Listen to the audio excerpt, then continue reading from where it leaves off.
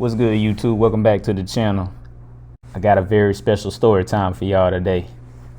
So, all of this took place right after work. I was on my way to pick up my girl and everything, pick up my girl. She, sometimes I gotta take her from point A to point B, just doing my thing, my normal duties as a good boyfriend, you know what I'm saying? And mind you, I'm low on gas. And I'm like, you know what? Whoa.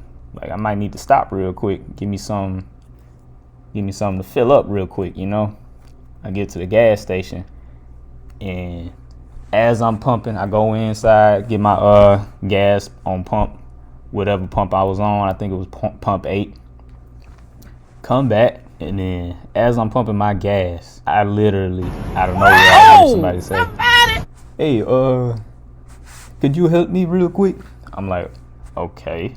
And dude tells me, he's like, "Oh, I'm Brazilian, but I'm a very rich man, very rich. I have a lot of money." And I'm like, okay, the red flag number 1 already. You already starting off in a bad position with me. So I'm like, okay, all right. I'm just hearing him out, what he's talking about.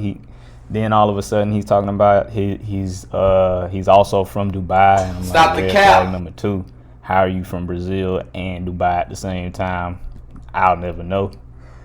And I'm starting to think this dude is either with the mafia or like this dude was just so sketchy. Just everything about him just read, "I am a trap. Watch out."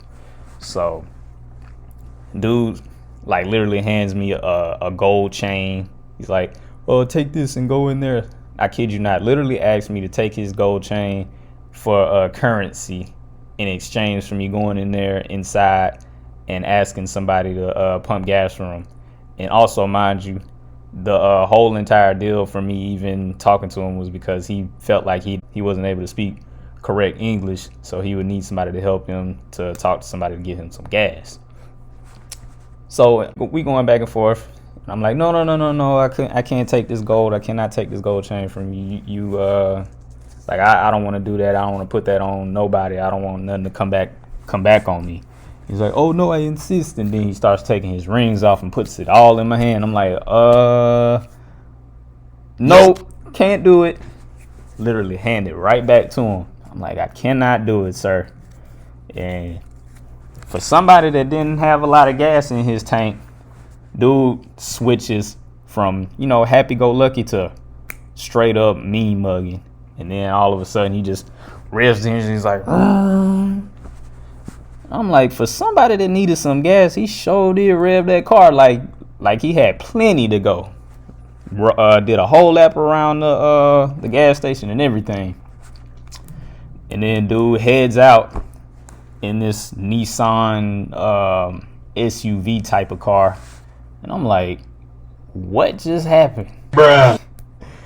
I kid you not. This is a crazy situation, a crazy turn of events that literally just happened like within the span of a few seconds while I was at the gas station pumping my gas.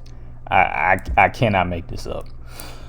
And then, of course, like after I was done, that was pretty much it. I never heard or never saw from him again. But I could only imagine, like, if I actually did take that gold from that man's hand, who knows what kind of craziness would have happened after that.